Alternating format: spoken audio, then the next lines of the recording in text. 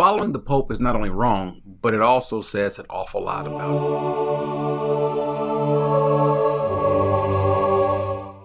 him. Welcome to Reclaiming My Identity, where faith, history, and truth come together. Through engaging teachings, insightful interviews, and thought-provoking discussions, we challenge traditional narratives, uncover biblical truths, and explore historical context to better understand who we are and who we were created to be. This is more than just content. It's a journey of discovery and empowerment. Whether you're here to deepen your faith, explore your heritage, or seek truth, you're in the right place. Subscribe now, and let's reclaim our identity together. The height of hypocrisy. Have mercy. This brother, 𝐂𝐸𝐚𝐻𝐿, recently did a video where he talks about how the individuals, if you are following the Pope, the doctrines of the Pope and the Catholic Church, then you are wrong. Well, it's interesting that he would say that when he himself follows the doctrines and the teachings of the Catholic Church. He does. Because 𝐂𝐸𝐚𝐻𝐿 is one who actually believes in worshiping on the first day of the week, the Sunday, the SUN day, the day that the pagans, the heathens, worship the sun god. Where did they get this from? It's interesting that when you look at history, the Catholic Church clearly tells us where it came from. Clearly tells us. Listen to what it says. It is well to remind the Presbyterians, the Baptists, Methodists, and all other Christians that the Bible does not support them anywhere in their observance of Sunday. Sunday is an institution of the Roman Catholic Church, and those who observe the day observe a commandment of the Catholic Church. Interesting. But he did say that those who, follow the doctrines of the Catholic Church are wrong. It says Protestants accept Sunday rather than Saturday as the day for public worship after the Catholic Church made the change. But the Protestant mind does not seem to realize that in observing Sunday, they are accepting the authority of the spokesman for the church, the Pope. They are accepting the authority of the spokesman for the church, the Pope. Now, my brother will clearly tell us, he will consistently tell us that there is nothing wrong with worshiping on Sunday, that the Sabbath was done away with, that there's no biblical foundation for keeping the Sabbath. Now, in previous videos, I've already proven that is not true, that the Bible clearly tells us that the Sabbath is still his day of worship. But what I think is interesting is that here the Catholic Church clearly tells us, that they are the ones who changed the day of worship from Saturday to Sunday. Let's look at another quote. It says, all of us believe many things in regard to religion that we do not find in the Bible. For example, nowhere in the Bible do we find that Christ or the apostles ordered that the Sabbath be changed from Saturday to Sunday. With the commandment of God given to Moses, keep holy the Sabbath day. That is the seventh day of the week, Saturday. Today, most Christians, including my brother, 𝐂𝐸𝐚𝐻𝐿, keep Sunday because it has been revealed to us by the church outside of the Bible. This is what the Catholic Church says. This is what they say. But since Saturday, not Sunday, is specified in the Bible, isn't it curious that non-Catholics who profess to take their religion directly from the Bible and now the church observes Sunday instead of Saturday? Yes, of course it is inconsistent, but this change was made about 15 centuries before Protestantism was born. And by that time, the custom was universally observed. They have continued the custom even though it rests upon the authority of the Catholic Church and not an explicit text in the Bible. That observance remains as a reminder of the mother church from which the non-Catholic sects broke away. Like a boy running away from home, but still carrying in his pocket a picture of his mother or a lock of his hair. So the Catholic Church is letting us know, letting all of us know that if you are keeping Sunday, then you are following a teaching of the Catholic Church. You're following a teaching of the Catholic Church, and even though these churches may have come out of the Roman Catholic Church uh, during the Protestant Reformation, what they did is they kept a part of the Catholic Church with them. The text, the quote says, like a boy running away from home, but still carrying in his pocket a picture of his mother or lock of her hair. That's what it is equated to when these churches are keeping Sunday, or when a person is keeping Sunday as the day of worship. And what's interesting is that my brother Corey Minor doesn't say anything about this. He says nothing about this when he is doing his video on why following the Pope is dangerous. Now, to be clear, I agree with him that following the Pope is dangerous. I agree to pretty much everything he said in the video. The problem is the hypocrisy that exists when he makes a video about individuals who follow the Catholic Church and follow the Pope, but he is in fact doing the exact same thing when he is keeping Sunday as the day of worship. When he's keeping Sunday as the day of worship, he is following the same church that he's telling everyone else that they should not follow. How interesting. How ironic. How ironic.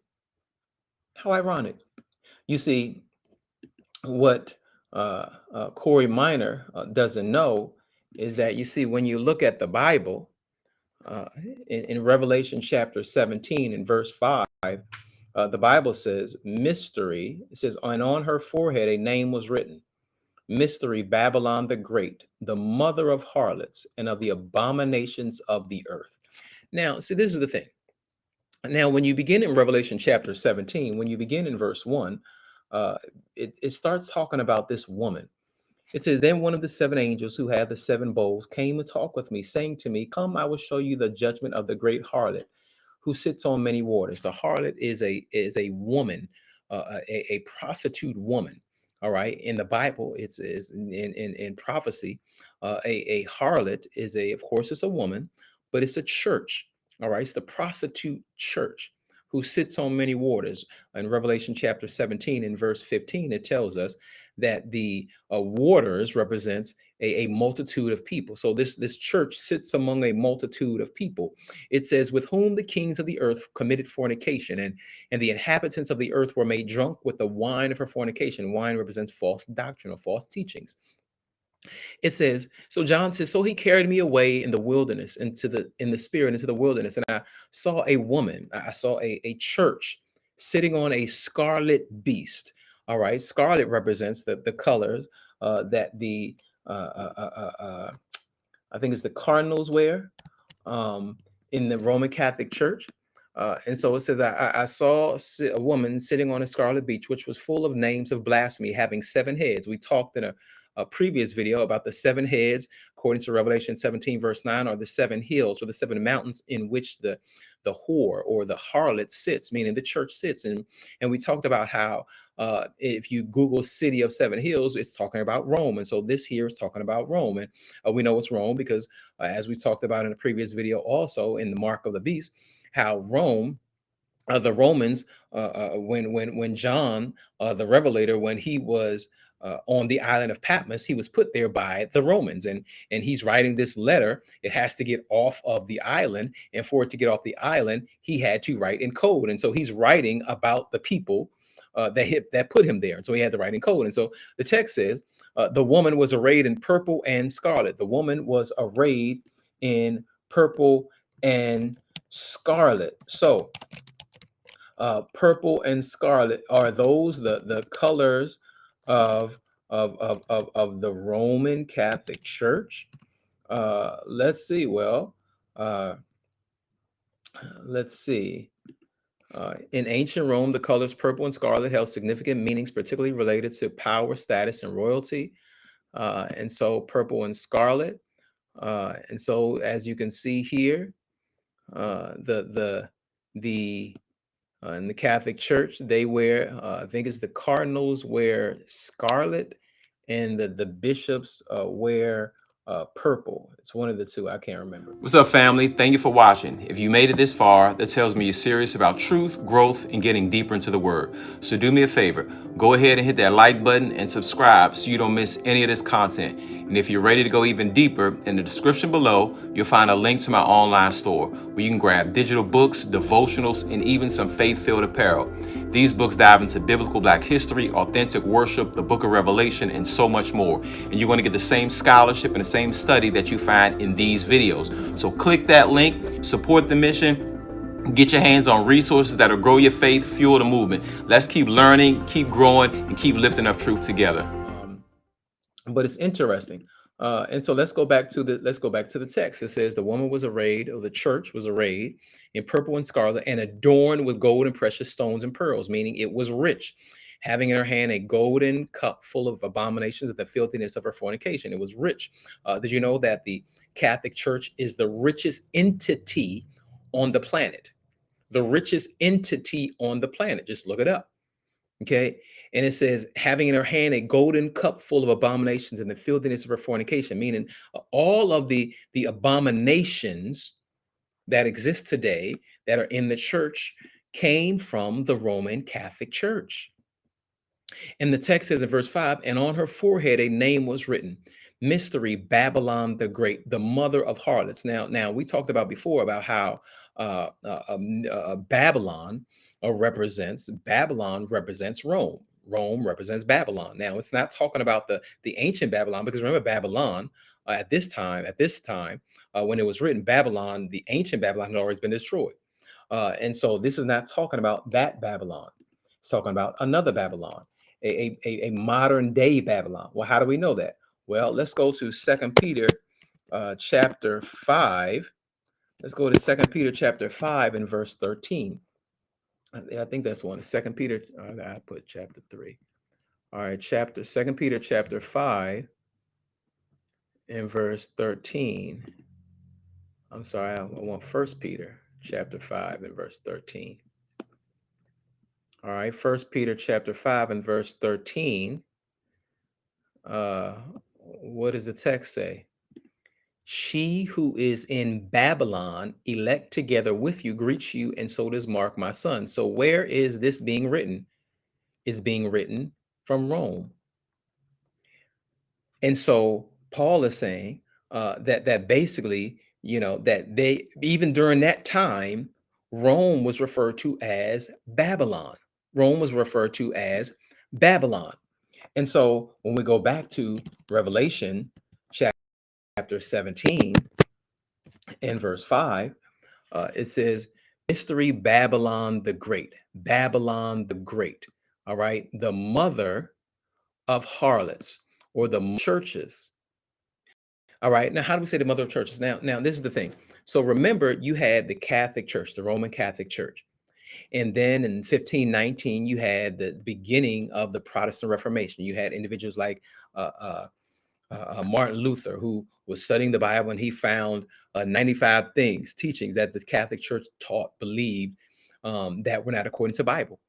And so he wrote these 95 theses, nailed it to the church door in Wittenberg, Germany, which started the the Protestant Reformation. And so you had these different churches that came out of the Protestant Reformation because the Roman Catholic Church was the mother church. And so what the text is saying here in Revelation 17 and verse 5, that the Catholic Church, Babylon the Great, the mother of harlots. Now, if you're a mother, that means you have daughters. It means you have daughters. All right. And if it's the mother of harlots, that means it's the mother of churches. How is it the mother of churches? So all of these churches that worship on the first day of the week are the harlot churches, the harlots. So if you are one who not just goes to a church that worships on the first day of the week, but if you are one who believes in that, then you are part of Babylon the Great. You're part of that mother church. You're part of the Catholic Church. The text says, Mystery Babylon the Great, the mother of harlots and of the abominations of the earth. So Babylon, the Roman Catholic Church, is the mother of not just these harlot churches, but it's also the mother of the abominations of the earth. So all of these false doctrines and false teachings that we find in our churches today got their genesis from the Roman Catholic Church. The celebration of Easter and Christmas and Valentine's Day and birthdays and all of these other holidays that we celebrate, they got their foundation, their start in Babylon, Catholic Church. And so when we go back to this quote from the Roman Catholic Church, where they say, but since Saturday, not Sunday, is specified in the Bible, isn't it curious that non-Catholics, of which Corey Minor claims to be, who profess to take their religion directly from the Bible and not the church, observe Sunday instead of Saturday? Yes, of course it is inconsistent. But this change was made about 15 centuries before Protestantism was born. And by that time, the custom was universally observed. They have continued the custom, even though it rests upon the authority of the Catholic Church and not upon an explicit text in the Bible. That observance remains as a reminder of the mother church. We just read that in Revelation 17:5, the mother church, the mother of harlots, from which the non-Catholic sects, the non-Catholic churches broke away like a boy running away from home, but still carrying in his pocket a picture of his mother or a lock of her hair. The height of hypocrisy, my brother. The height of hypocrisy. If you're going to say anything about the Catholic Church, you might want to start worshiping on on the Sabbath and not the first day of the week. Because what you've done essentially is put 2 feet, your own 2 feet in your mouth by saying that following the Pope is dangerous when you follow him too. If you have not done so, please like, subscribe, share, and I'll see you in the next video.